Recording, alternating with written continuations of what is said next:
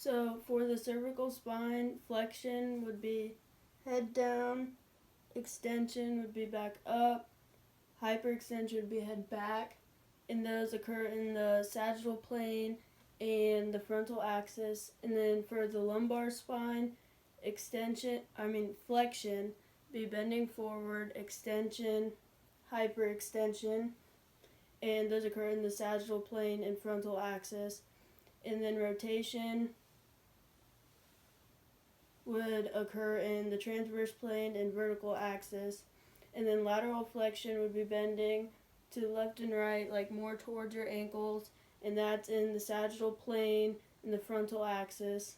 And the shoulder scapula, elevation would be shrugging it, depression would be trying to like drop it, protraction would be moving it forward, retraction would be moving it back. Those occur in the frontal plane and sagittal axis. And then the shoulder flexion,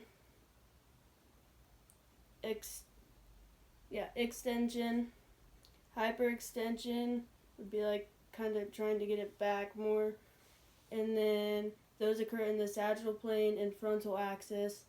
And then abduction would be arm out to the side, adduction, arm back down, and those occur in the frontal plane and sagittal axis.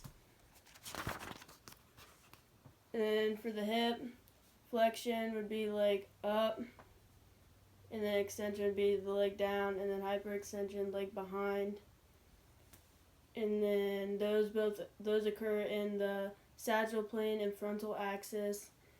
And then abduction would be leg outward, leg inward, and those occur in the transverse plane and vertical axis, along with circumduction, which would just be like more moving your hip or leg in a circle. And for the elbow, flexion would be like your hand to your shoulder, extension would be back down, and those occur in the sagittal plane and frontal axis. And then your radial ulnar joint, supination would be palm up, pronation would be palm down, and those are in the transverse plane and vertical axis. And for your wrist, flexion would be wrist down, down, and then extension would be the wrist up, and those are in the sagittal plane and frontal axis. And then radial deviation would be moving like the thumb in, and then ulnar deviation would be the pinky out, and those occur in the frontal plane and sagittal axis. And for the knee, for flexion, you can't see me. For the knee, it'd be bending your, trying to see if you see it, your knee back, and then extension would be back to normal, and those occur in the sagittal and frontal planes, or the sagittal plane frontal axis.